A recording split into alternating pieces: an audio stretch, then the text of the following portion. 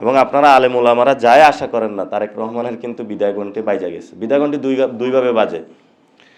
একটা হলো মানে যে ক্ষমতা আজকে ছাইড়া দিছে, আরেকটা হলো কাল থেকে সে অস্ত্র ধরে।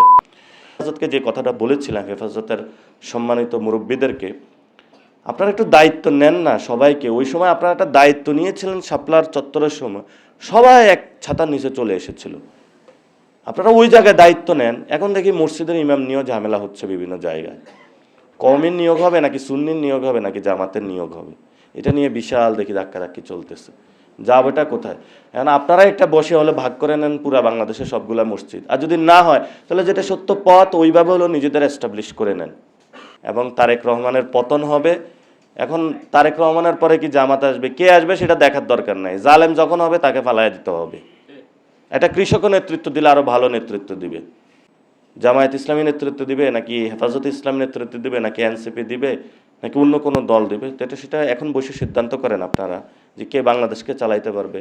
উনি ডিলেজিটিমাইজ হয়ে গিয়েছে, এখন যা করবে অস্ত্রের মুখে করবে, তো এটা এক ধরনের পতন। এটা যতটুকু হবে উনি তত এখন জনগণের সম্মুখে দাঁড়াবে। এখন আমরা ওইখানে প্রতিবাদ করে দিয়েছিলাম, আপনারা ওইখানে, আমরা তো ওইখানে দুই পাহাড়ের ভিতরে ছিলাম, নেটওয়ার্ক ছিল না, দেখাইতে পারি না পুরো বাংলাদেশ। 500 পুলিশ দিছে, তারপরে ট্রাক ফালায় রাখছে, এরপরে হলো কি যেন ট্রাক্টর ফালাইছে, তারপরে ছাত্র দলে পুলিশে জিজ্ঞেস করে এগুলা কে করছে, ডিবি এগুলা দিছে, তারপরে হলো দৌড়ায় চলে যেতেছে। আমরা জিজ্ঞেস করলাম এগুলা কে দিছে, আমরা জানি না। পরে এসপি জিজ্ঞেস করলাম এই বুদ্ধি আপনি নতুন বুদ্ধি আবিষ্কার করতে পারলেন না, আগের বুদ্ধিরই নকল করছি।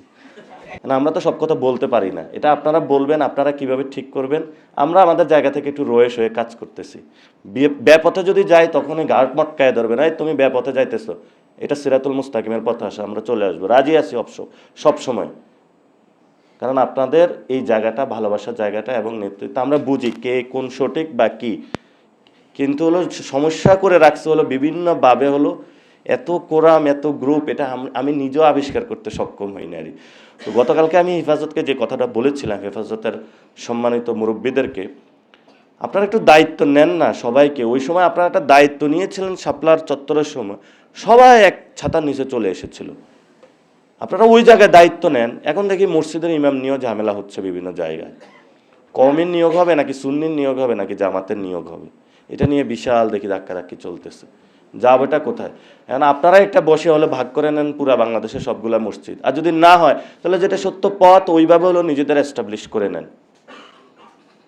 আমরা ওই সময় শুনেছিলাম যে হলো ইসলামিক ফাউন্ডেশনে খতিব কে হবে, এটা নিয়ে আবারই হলো সুন্নি ভাইদের থেকে ফোন, আমাদের পক্ষ থেকে কেন খতিব দেওয়া হয়নি। তো আমি জিজ্ঞেস করলাম গত 17 বছর ধরে শেখ হাসিনার সাথে মিলে চালাইছেন, বাংলা ইসলামিক ফাউন্ডেশনে কি উন্নয়ন করছেন আপনি? বাইতুল মোকাররমের কি খুতবা দিয়েছেন আপনি? বাইতুল মোকাররমে যখন আলেমদের দাঁড়ি ধরে টানে আপনি কি সেখানে হলো বক্তব্য দিয়েছিলেন? কোনো বক্তব্য তো আমরা পাই নাই। আমাদের সেই আগের যিনি খতিব ছিলেন তার থেকে আমরা বাংলাদেশের মানুষের ভবিষ্যৎ শুনতাম, খতিব ওবায়দুল হক সাহেব। এই যে বাইতুল মোকাররম, এটা তো পুরা বাংলাদেশের একটা মার্কাজ, জাতীয় মসজিদ, যেখান থেকে দনিত হবে কিভাবে হলো বাংলাদেশ চলবে, সেই জায়গাটা তো এখন নাই। এটা তো বাস্তবতা। এটার আশেপাশে সব চাঁদাবাজরা একটা একটা করে দোকান বসায় দিস। তো এগুলো আপনারা ভালো জানেন, আমরাও খুব জীবনে অসহায় আছি, একসাথে ঐক্যবদ্ধভাবে কাজ করতে চাই। আমি গতকালকে একটা ভিডিও রিলিজ করেছিলাম, মাদ্রাসার ছাত্ররা বাড়িদারা যাত্রাবাড়িতে কোন জায়গায় নাই যে মাদ্রাসার ছাত্ররা নামে নাই। তেজ তো বেশি মাদ্রাসা ছাত্রদের শহীদ হয়েছে, এটা তালিকা হয়েছে। কতজন হয়েছে সানুল্লাহ ভাই? 63 জন, 88 জন মাদ্রাসার ছাত্র শহীদ হয়েছে, কোনো নাম নাই। নাম 2-3 জনের নাম বলা হয়। এবং মুক্তিযুদ্ধ আলেমরা শহীদ হয়েছিল, সেটাও নাম নাই। ব্রিটিশদের বিরুদ্ধে হয়েছিল, সেটাও নাই। কোনো জায়গায় নাই। কারণ একটাই তাদের অপরাধ, তারা হলো কমই ধারা পড়াশোনা করে বা ওনাদের মাথায় টুপি আছে, ওনারা আলাম না, ওনারা বিশ্ব কিছুই বুঝে না, যেটা এজা সাহেব বলে গেছেন। বিশ্ব বলতে ওনারাই বুঝে, আর এদিকে কোনো বিশ্ব নাই ওইদিকে। কারণ ওইদিকে বিশ্ব যেটা আছে ওটার মধ্যে একটু চাঁদাবাজি দুর্নীতি, এগুলো তো ইসলামের নিষেধ, ওইটাই এই জন্য ওনারা করে, আর ইসলামের এদিকে আসা যাবে না। আর তো আমরা আশা করব যে ভবিষ্যতে বাংলাদেশে একটা আমরা লক্ষ্যমাত্রায় নিয়ে যাব। আমরা আমাদের জায়গা থেকে কাজ করতেছি, অনেক দুঃখ কষ্ট সুখ নিয়ে। আমরা তো প্রথমে জোট করতে চাইনি, আমরা বলেছিলাম যে একটা সংস্কারের প্রয়োজন, সেই জায়গায় আমরা জোটটা করতেছি। এখনও আমাদের যে পলিটিক্যাল প্রোগ্রাম, আমরা 3টা ক্ষেত্রে শুধু প্রোগ্রামটা করতেছি। একটা হলো শহীদদের বিচার করতে হবে, সব মিলিত একটা ফোর্স লাগবে যারা ফ্যামিলি আছে তাদেরকে নিয়ে। আরেকটা জায়গা হলো বাংলাদেশের সংস্কার বাস্তবায়ন করতে হবে। আরেকটা জায়গা হলো সার্বভৌমত্বর সাথে সাথে হলো শেখ হাসিনার বিষয়টা, এটা আমাদের ডিল করতে হবে। তো আমরা তো এই জায়গাটা সবাই ঐক্যবদ্ধ হতে পারি। আশা করি যে ইনশাল্লাহ সবাই ঐক্যবদ্ধ হবে। এবং আপনারা আলেম ওলামারা যাই আশা করেন না, তারেক রহমানের কিন্তু বিদায় ঘণ্টি বাইজা গেছে। বিদায় ঘণ্টি দুইভাবে বাজে। একটা হলো মানে যে ক্ষমতা আজকে ছাইড়া দিছে, আরেকটা হলো কাল থেকে সে অস্ত্র ধরে। উনি ডিলেজিটিমাইজ হয়ে গিয়েছে, এখন যা করবে অস্ত্রের মুখে করবে। তো এটা এক ধরনের পতন। এটা যতটুকু হবে উনি তত এখন জনগণের সম্মুখে দাঁড়াবে। এখন আমরা ওইখানে প্রতিবাদ করে দিয়েছিলাম, আপনারা ওইখানে, আমরা তো ওইখানে 2 পাহাড়ের ভিতরে ছিলাম, নেটওয়ার্ক ছিল না, দেখাইতে পারি না পুরো বাংলাদেশ। 500 পুলিশ দিছে, তারপরে ট্রাক ফালায় রাখছে, এরপরে হলো কি যেন ট্রাক্টর ফালাইছে, তারপরে ছাত্রদলে পুলিশে জিজ্ঞেস করে এগুলা কে করছে, ডিবি এগুলা দিছে, তারপরে হলো দৌড়ে চলে যেতেছে। আমরা জিজ্ঞেস করলাম এগুলা কে দিছে, আমরা জানি না। পরে এসপি জিজ্ঞেস করলাম এই বুদ্ধি আপনি নতুন বুদ্ধি আবিষ্কার করতে পারলেন না, আগের বুদ্ধিরই নকল করছে।